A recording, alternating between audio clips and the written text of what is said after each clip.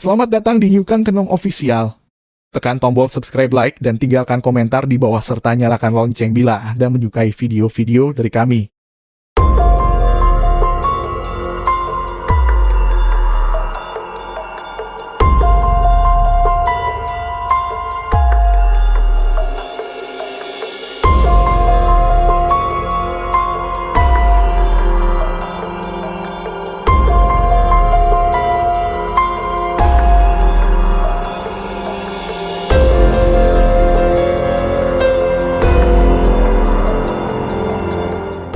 Pengertian dan sejarah suluk linglung Sunan Kalijaga. Secara etimologi suluk berarti mistis, atau jalan menuju kesempurnaan batin. Di samping pengertian tersebut, dalam perspektif lain suluk diartikan sebagai halwat, pengasingan diri dan ilmu-ilmu tentang tasawuf atau mistis. Dalam sastra Jawa suluk berarti ajaran, falsafah untuk mencari hubungan dan persatuan manusia dengan Tuhan. Sedangkan dalam seni pendalangan suluk dapat diartikan sebagai nyanyian dalang untuk menimbulkan suasana tertentu. Dalam komunitas tarekat suluk diartikan sebagai perjalanan untuk membawa seseorang agar dekat dengan Tuhan, sedangkan orang yang melakukan perjalanan tarekat dinamakan salik. Dalam tarekat pengertian suluk cenderung bersifat mistis dan aplikasi ritual tasawuf untuk mencapai kehidupan rohani. Linglung merupakan struktur bahasa Jawa yang artinya bingung. Bingung di sini diartikan ketidakpastian, atau diartikan sebagai kumpulan dari cerita, aplikasi ritual tasawuf Sunan Kalijaga ketika ia mengalami kebingungan dalam mencapai hakikat kehidupan. Suluk dalam Jawa adalah ajaran filsafat untuk mencari hubungan dan persatuan manusia dengan Tuhan. Suluk merupakan salah satu bentuk ajaran yang termanifestasikan dalam sebuah kitab atau karya. Suluk linglung Sunan Kalijaga merupakan salah satu dari sekian ajaran filsafat yang digubah oleh Iman Anom. Suluk linglung merupakan salah satu karya sastra Sunan Kalijaga yang sampai saat ini masih jarang ditemukan di literatur Jawa. Buku ini merupakan terjemahan dari kitab kuno warisan dari Sepuh Kadilangu Demak. R. Ng. Noto Subroto kepada Ibu R. A. Y. Supratini Mursidi, yang keduanya adalah anak cucu Sunan Kalijaga yang ke-13 dan pukul 14.39 kitab kuno yang diberi nama suluk linglung ini memuat tentang pengobatan dengan menggunakan berbagai ramuan tradisional, azimah yang berbentuk raja huruf Arab serta memakai isim, berbagai macam doa.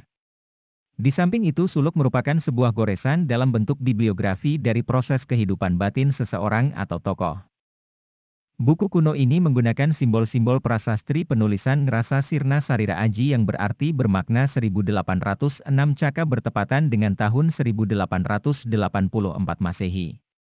Buku kuno ini ditulis di atas kertas yang dibuat dari serat kulit hewan yang merupakan transliterasi dari kitab Duryat yang diwariskan secara turun-temurun oleh keluarga Sunan Kalijaga. Dalam kehidupan tasawuf, seorang yang ingin menyempurnakan dirinya harus melalui beberapa tahap-tahap dalam perjalanan spiritualnya. Di mana tahap paling dasar adalah syariat, yaitu tahap pelatihan badan agar dicapai kedisiplinan dan kesegaran jasmani. Dalam syariat hubungan antar manusia dijalin menjadi umat. Syariat dimaksudkan untuk membawa seseorang ke dalam sebuah bangunan kolektif, yang disebut umat, bangunan persaudaraan berdasarkan kepercayaan atau agama yang sama. Begitu juga yang diajarkan dan dilaksanakan oleh Sunan Kalijaga di dalam kitab Suluk Linglung. Ia sangat menekankan pentingnya menjalankan syariat Islam seperti yang diajarkan oleh Rasulullah Shallallahu Alaihi Wasallam. Termasuk sholat 5 waktu, puasa Ramadan, membayar zakat dan menjalankan ibadah haji. Agar dapat menjalankan ajaran Islam yang sempurna dan sungguh-sungguh, kafah, baginya harus melalui berbagai tirakat dan perenungan diri yang sungguh-sungguh pula. Dengan begitu manusia akan dapat mengerti makna hidup sejati dan mencapai makrifat yang diajarkan Sunan Kalijaga dalam suluk tersebut, adalah sebagai berikut. Pertama, Brahmara ngisep sari pupuh dandang gula, kumbang menghisap madu. Menceritakan tentang seorang alim ulama, yang cerdik dan pandai yang sudah bisa merasakan mati dalam hidup yang mempunyai keinginan besar untuk memperoleh petunjuk dari seorang yang sudah menemukan hakikat kehidupan dan perjalanan untuk tidak memperdulikan dampak yang terjadi. Beliau bernafsu untuk mendapatkan petunjuk yang dipegang oleh para nabi dan wali, itulah tujuan yang diharapkan semata-mata. Pada bagian ini mengupas tentang Sunan Kalijaga berhasrat besar untuk mencari ilmu yang menjadi pegangan para nabi dan wali. Dengan kondisi bimbang dan tidak menentu, Sunan Kalijaga selalu berusaha untuk mengabdi dan mencari petunjuk, Salah satu usaha yang ditempuh adalah dengan mengendalikan segala hawa nafsunya yang selanjutnya berserah diri kepada Allah, yang diibaratkan sebagai kumbang ingin mengisap madu sari kembang. Dalam hal ini Sunan Kalijaga berusaha untuk mengendalikan segala hawa nafsunya. Rendah hati dalam bersikap, prihatin, tidak bermewah-mewah, memikirkan kehidupan dunia, membunuh segala nafsu jiwa raga dan berserah diri pada Allah. Maksud mengalirnya madu adalah orang yang diberi kemuliaan oleh suksma. Dia tetap kokoh dalam budi. Arti menjalankan tapa adalah menyakiti badan dari waktu muda sampai tua, masuk hutan yang sunyi, masuk gua bersemadi di tempat yang sepi, membunuh jiwa raga. Dengan begitu bila mendapat hidayah ilahi, maka pengetahuan tentang Allah akan sampai kepadanya. Begitulah yang dilakukan Sunan Kalijaga.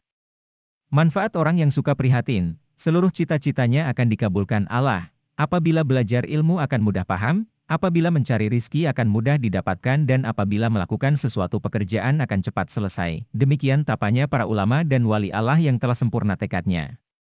Bila orang ingin seperti itu hendaklah jiwa raga disiksa, raga selalu disakiti lupakan tidur. Bila ingin tahu tentang asal mulanya, jasadnya disiksa dengan maksud agar menyatu pada suksma. Dalam teksnya dijelaskan, berbagai usaha ditempuh agar akhir hidupnya nanti, mampu mengatasi atau mengobati nafsunya, jangan sampai terlanjur nafsunya, puas makan dan tidur sebab hatinya kalah perang dengan nafsunya.